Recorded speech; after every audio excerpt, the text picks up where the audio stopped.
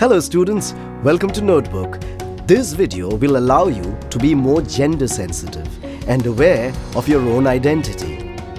I'm sure you know that society has a great impact on our growth. The gender roles that are prescribed by society tells us what kind of behavior is acceptable according to our gender. What does it mean to be a girl or a boy? What do the social rules dictate? Do all societies look at the roles played by men and women similarly? What role does the government play here? We'll try to answer these questions and more through this video lesson. We'll also study how inequalities between men and women arise in the professional space. The Samoan Islands can be found in the Pacific Ocean. In the early part of the 20th century, Samoan children did not attend school. From the age of 5, Samoan children, both boys and girls, were taught how to perform household chores. This included taking care of other children. Fishing is an important source of livelihood in the islands. From the age of 9, boys were allowed to learn how to fish and plant coconuts. Girls, however, continued with household chores and run errands for adults. However, girls were accorded more freedom after they were 14. Then, girls could go on fishing trips, work in plantations, or weave baskets. In special cooking quarters, men were expected to cook, while women helped with certain preparations.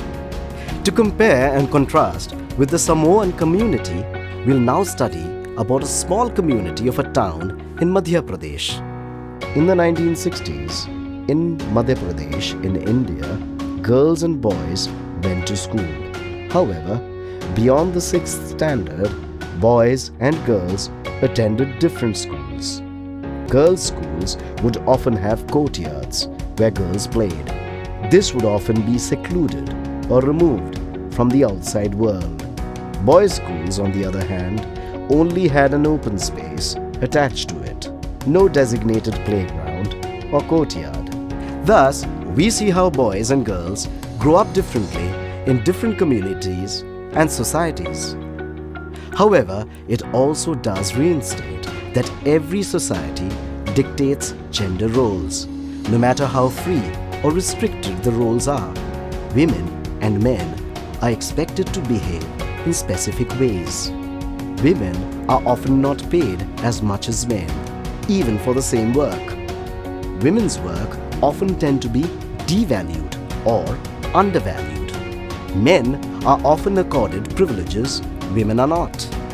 Social roles have appointed women as primary caregivers. This includes household chores, raising children, looking after the needs of family members, and tending to them in illness, cooking, etc. However, this work is not recognized as real work. Society devalues this work and does not pay women for this work.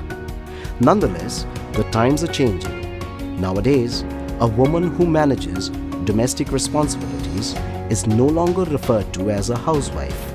The more respected and gender-inclusive term, homemaker, is used instead. Apart from this, domestic helpers also help with household chores.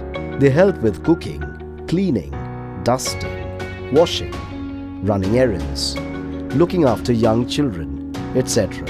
However, most domestic workers are also women. They often have to do strenuous work for long hours.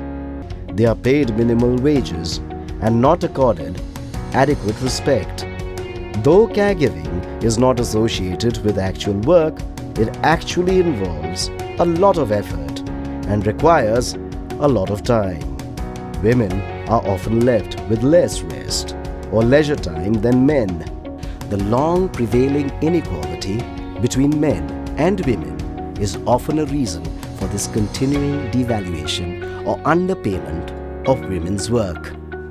We learned in the first chapter on equality that equality is one of the important features of a democracy. However, in reality, we have not been able to correctly employ in generating a vast difference in gender roles. The government is trying to bridge this gap by allowing certain benefits. Most of the burden of household work or childcare falls on women. This results in girls being unable to attend school and women unable to pursue their jobs. Thus, the government has set up Anganwadis or childcare centers in several villages and provided creche facilities. This allows more girls to attend school and more women to pursue their jobs. The government has also made it compulsory for organizations with more than 30 female employees to provide creche services. This will allow more women to gain employment. With that, students, we come to the end of this lesson. We hope this has allowed you to be more aware of yourself and your gender. How do you think you conform to social norms, if at all? Do you think there is a difference in the way boys and girls act and men and women behave? Do you think this difference is natural or a result of some social conditioning? Discuss with your friends. See you soon in other videos of Notebook.